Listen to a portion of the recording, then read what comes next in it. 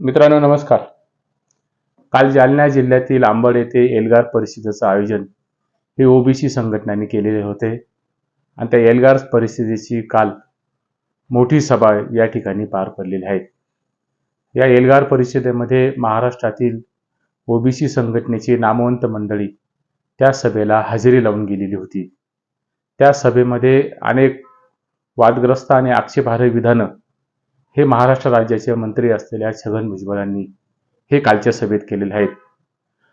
मराठा योद्धा आणि मराठा संघर्षाचा महामेरू जरांगे पाटलांच्या बाबत त्यांनी जी आक्षेपार्ह विधानं केलेली आहेत ती विधानं ही महाराष्ट्राच्या संस्कृतीला आणि महाराष्ट्राच्या अभिरुचीला ही निश्चितपणाने रुचणारी नाहीत, हे मात्र या ठिकाणी प्रथमदर्शनी स्पष्ट करावं असं वाटतं.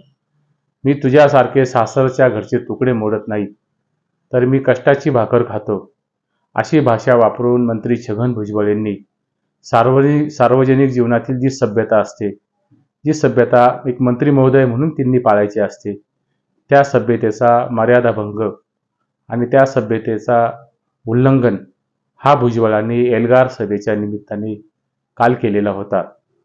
एखाद्या समाजाच्या सर्वोच्च ठरणाऱ्या महाराष्ट्रातील एखाद्या नेत्याबद्दल, जो नेता मराठा समाजाच्या 5 कोटी जनतेच्या हृदयावर विराजमान झालेला आहे, त्या नेत्याबद्दल एकेरी भाषा वापरणं हा महाराष्ट्रातील 5 कोटी मराठा समाजाच्या अस्मितेचा अपमान करणार आहेत, त्यांचा तेजोभंग करणार आहेत, ही गोष्ट मात्र नाकारता येणार नाहीत. भुजबळांच्या कालच्या भाषणामध्ये हा निश्चितपणाने मोठा आवेश होता आणि आवेश असणं यामध्ये विशेष असं काही राहिलेलं नाही.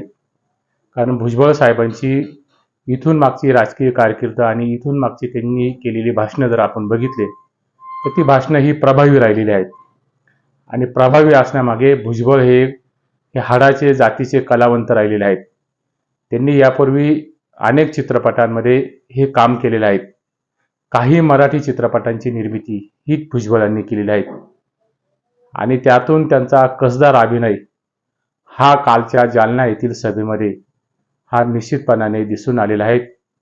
किंबहुना आर्थर रोड तुरुंगातील अंडाशेलमध्ये भुजबळांवर वारंवार होणारा आजाराचा अभिनय हाही महाराष्ट्रातील जनतेसमोर 26 महिन्याच्या कारकिर्दीत, हा जेलच्या कारकिर्दीत हा समोर आलेला आहे. त्यामुळे भुजबळ आणि अभिनय असणं यामध्ये फारसं काही वावगं नाहीत. मित्रांनो, जरांगे पाटलांवर ज्यावेळेस त्यांनी टीका केली त्यावेळेस एक गोष्ट निश्चितपणाने ही कुठल्याही मानवी मनाला स्पर्शून गेल्याशिवाय राहत नाहीत. जेव्हा तुम्ही टीका तुमच्यावर होते त्यावेळेस तुम्ही योग्य मार्गावर आहात असं समजणं हे निश्चितप्रमाणे कर्मप्राप्त ठरतं.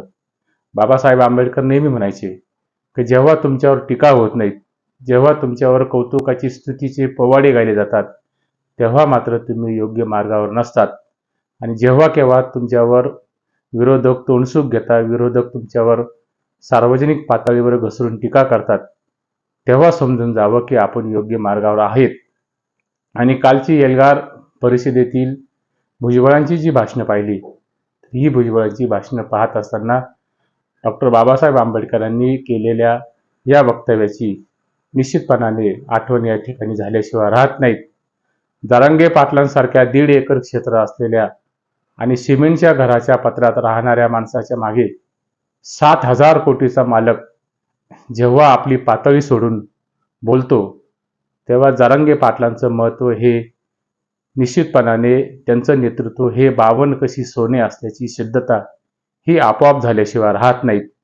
जालन्यातील अंबड येथील एल्गार सभेला मिळालेला अल्पसा प्रतिसाद पाहता ती सभा ही कितपत यशस्वी ठरलेली आहे याबद्दल फार मोठी शंका आणि साशंकता ही सोशल मीडियावर आज व्यक्त झालेली मोठ्या प्रमाणावर आपल्याला दिसत आहेत. आणि ती जालन्याची सभा पाहिल्यावर सभा घ्यावी तर जरांगे पाटलांनी सभा घ्यावी यावर मात्र कुठलंही दुमत हे शिल्लक राहत नाहीत. भुजबळांनी ज्या पद्धतीने चिथावणीखोर विधाने केलेली आहेत आणि ती चिथावणीखोर विधानं ही मराठा समाजांना निश्चितपणाने ही त्यांना टोचणी देणारे आहेत आणि मराठा समाजाच्या आरक्षणाच्या मागणीसाठी गावखेड्यामध्ये आणि महाराष्ट्राच्या इतर भागामध्ये ज्या पद्धतीने प्रस्थापित मराठा समाजाच्या नेतृत्वाला किंवा लोकप्रतिनिधींना या ठिकाणी गावबंदी केल्याची मोठे मोठे फलक हे लागलेले होते. हे फलक लागण्याच्या पाठीमागे मराठा समाजातील असंतोष आणि मराठा समाजामध्ये असलेला संताप हा त्या फलकाच्या माध्यमातून हा गाव पातळीवर आणि गावखेड्यावर मोठ्या प्रमाणावर दिसत होता. आणि त्या गावबंदीच्या फलकावर विधान करत असताना छगन भुजबळांनी ते जे गावबंदीचे फलक आहेत ते गावबंदीचे फलक हे उखडून काढून फेकावे असं जाहीर चिथावणीखोर वक्तव्य हे कालच्या एल्गार परिषदेच्या भाषणामध्ये त्यांनी केलेले आहेत. वास्तविक भुजबळांनी हे मंत्री असताना आणि भुजबळांच्या मंत्रिमंडळामध्ये फडणवीस यांच्याकडे गृह खाते असताना ते पोलिसांना आदेशित करू शकतात की गावबंदीचे जे फलक लागलेले आहेत ते लोकशाहीच्या दृष्टीने हे फारसे संयुक्तिक नाहीत, किंबहुना ते जे फलक लागलेले आहेत ते फलक हे महाराष्ट्राच्या लोकशाहीच्या मूल्यांना हे पायदळी तुडवणारे आहेत. त्यामुळे जी लढाई आहे ती संविधानिक पद्धतीने लढाई लढली गेली पाहिजे असं भुजबळांनी बोलणं अपेक्षित असताना त्या कालच्या सभेमध्ये अप्रत्यक्षरित्या जाहीर सभेमध्ये पोलिसांना आदेशित करण्यापेक्षा ते गावबंदीचे बोर्ड हे उखडून टाका असं जाहीर सभेत सांगणं म्हणजे त्या सभेला उपस्थित असलेल्या जनसमुदायाला विध्वंसक मार्गाने प्रवृत्त करायला लावण्यासारखे आहेत. भुजबळांचे कालचे भाषण हे नैतिकतेला लागलेली ओहोटी व पारदर्शकतेचा अभाव अशा स्वरूपाचे होते. जरांगे पाटलांच्या वेडगळ दिसण्यावरून त्यांची जी पारख ही भुजबळांनी केलेली आहेत तीच मुळात हास्यास्पद आहेत. कुणाच्याही वेडगळपणावरून कुणाचीही पारख ही करू नये. ही साधी साधन सुचिता आणि सार्वजनिक जीवनातील सभ्यता ही भुजबळांनी काल ओलांडलेली आहेत. आणि त्यांनी ज्या शिक्षणाचा त्यांचा उल्लेख केलेला आहे त्या शिक्षणाचा उल्लेख करत असताना भुजबळांनी मात्र आपलं पूर्त हास्य या ठिकाणी केलेलं आहे. साधा ग्रामपंचायत सदस्य नसलेल्या माणसावर महाराष्ट्रातील ज्या ग्रामीण भागामध्ये ज्या ज्या ठिकाणी भुजबळ जातात, ज्या ज्या ठिकाणी जरांगे पाटील जातात त्या ठिकाणी 100 JCBची फुलांची मुक्त उधळण ही होत असते. अगदी परवा धाराशिवमध्ये माळी समाजाने 100 JCB आणून मुक्त अशा फुलांची उधळण ही जरांगे पाटलांवर केलेली आहेत. आणि ही जरांगे पाटलांवर होणारी जी फुलांची उधळण आहेत ही मला असं वाटतं महाराष्ट्रातील काय व देशातील कुठल्याही नेत्याच्या वाटेला ही पुण्याही आलेली नाहीत. आणि ज्या माणसावर साधं 1.5 एकर क्षेत्र आहेत आणि 1.5 एकर क्षेत्राच्या माणसाला आपल्या आव्हानाला प्रतिसाद देऊन 1.5 कोटीची रेकॉर्ड ब्रेक सभा ही आंतरवली सराटीमध्ये घेतो आणि त्या सभेचा विश्वविक्रम म्हणून गिनीज बुक ऑफ रेकॉर्डमध्ये त्या सभेची नोंद होते. ही गोष्ट निश्चितपणाने साधीसुधी नाही, तर ही गोष्ट मात्र निश्चितपणाने अचंबित करणारी आहेत. जरांगे पाटलांच्या पाठीमागे करोडो रुपये नसले तरी पण करोडो अशा मायमाऊलींचे आशीर्वाद हे जरांगे पाटलांच्या पाठीमागे उभे राहिलेले आहेत. आणि तसं चित्र हे आजच्या मितीला आणि आज व्हिडिओ बनवत असताना संपूर्ण महाराष्ट्रामध्ये ते रोमांचकारी दृश्य हे आपण सर्वांनी सोशल मीडियाच्या माध्यमातून आणि वर्तमानपत्रातून हे आपण अतिशय स्पष्टपणाने पाहिलेले आहेत. आणि ज्यांनी जरांगे पाटलांच्या ध्येयबोलीवरून आणि जरांगे पाटलांच्या वेडगळपणावर कुचेष्टा केलेल्या आहेत त्यांनी मात्र हे लक्षात ठेवावं की ज्या जरांगे पाटलांच्या पाठीमागे हजारो नव्हे तो कोटी मायमाऊल्यांचा आशीर्वाद आहेत.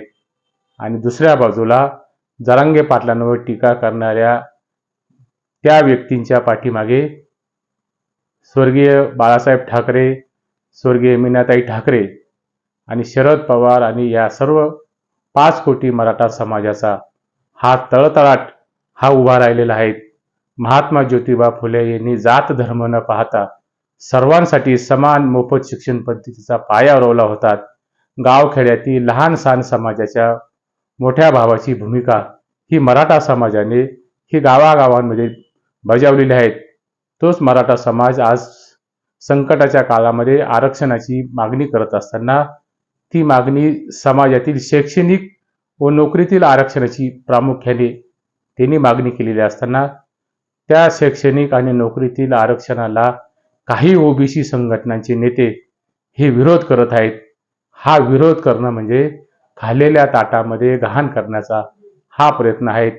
मित्रांनो, हा व्हिडिओ बनवत असताना नाशिक जिल्ह्यातील आणि नगर जिल्ह्यातील अनेक ओबीसी संघटनांचे जे छोटे छोटे घटक आहेत त्या सर्व छोट्या छोट्या घटकांमध्ये वंजारी समाज असेल, माळी समाज असेल, जिरेमाळी समाज असेल, लोहार समाज असेल, सुतार समाज असेल, या सर्व समाजाने मराठा आरक्षणाच्या मागणीसाठी अतिशय निर्धोकपणाने आणि निसंशयपणाने हा पाठिंबा दिलेला आहे. हे द्योतक कशाचे आहेत? त्यांना मात्र हे निश्चितपणाने माहीत आहेत की गाव खेड्यामध्ये मराठा समाजाने मोठ्या भावाची भूमिका ही लहान भावाला सांभाळून घेण्याची ठेवलेली आहे. मित्रांनो, कालच्या भाषणात भुजबळांनी जरांगेंच्या नादात ही स्वतःची फजिती करून घेतलेली आहे. त्यांच्या अनेक मुद्द्यांचे पोस्टमार्टम, भुजबळांच्या मुद्द्यांचे पोस्टमार्टम हे पुढच्या टप्प्याटप्प्याने करता येईल.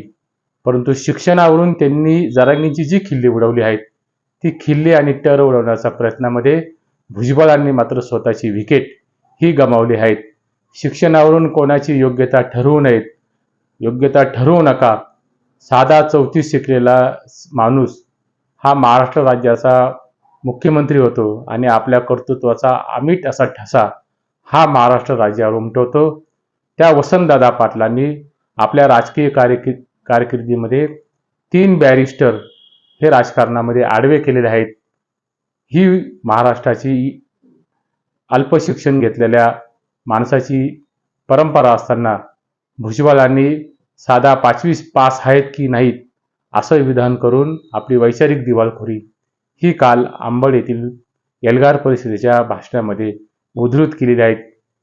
ती केलेली जी टवाळी आहेत ती टवाळी मात्र निश्चितपणाने कुठल्याही माणसाला ही आवडलेली नाहीत. आपल्या मुलाची बुद्धिमत्ता ही शिक्षण घेण्यासाठी ठीक नाहीत म्हणून थॉमस एडिसनला घरी घेऊन जा. थॉमस एडिसन हा एक फार मोठा वैज्ञानिक आणि शास्त्रज्ञ हा झालेला आहे हे आपल्याला माहीत असेल.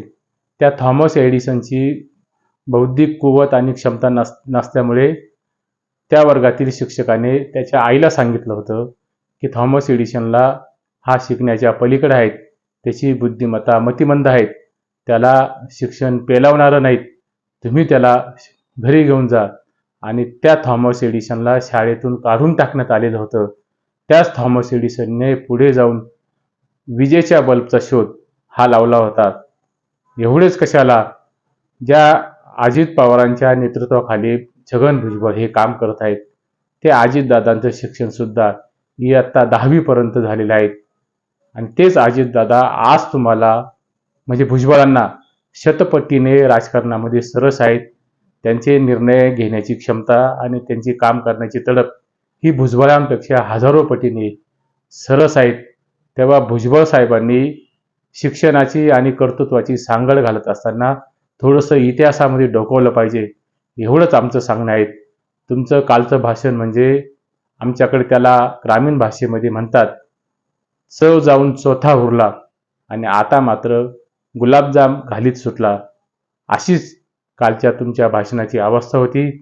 40 वर्षाच्या तुमच्या राजकीय सत्तेच्या कारकिर्दीमध्ये तुम्ही पुण्यातील भिडेवाड्याचं जीर्णोद्धार जो भिडेवाडा हा पडीक अवस्थेमध्ये आहे त्या भिडेवाड्याचं जीर्णोद्धार तुम्ही करू शकले नाहीत. अलीकडे मुख्यमंत्री एकनाथ शिंदेंनी त्यासाठी मोठ्या प्रमाणावर भरीव निधीची तरतूद केलेली आहे. परंतु तुम्हाला भुजबळ साहेब, तुम्हाला 35 वर्षाच्या 40 वर्षाच्या राजकीय कारकिर्दीमध्ये तुम्ही नेहमी सत्तेवर आलेला आहात. सत्तेवर राहत असताना देखील ओबीसीच्या शिक्षणाची ज्यांनी कवाडं खुली केलेली आहेत त्या ज्ञानज्योती सावित्रीबाई फुलेंच्या भिडेवाड्याची नूतनीकरणाची आणि त्याच्या जीर्णोद्धारासाठी तुम्ही काहीही प्रयत्न केले नाहीत. किंबहुना तुमच्या नेतृत्वाची असिद्धता त्यातून प्रकट झालेली आहेत. तेव्हा ओबीसी समाजामध्ये आणि मराठा समाजामध्ये भांडणं लावण्याचा प्रयत्न हा तुम्ही करू नका.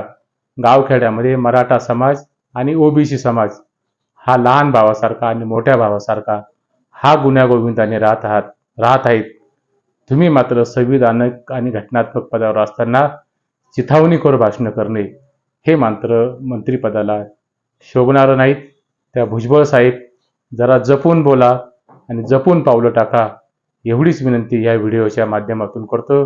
हा व्हिडिओ तुम्हाला आवडला असेल त्या व्हिडिओला लाईक करा, सबस्क्राईब करा, मित्रपरिचितांना पुढे पाठवा. धन्यवाद.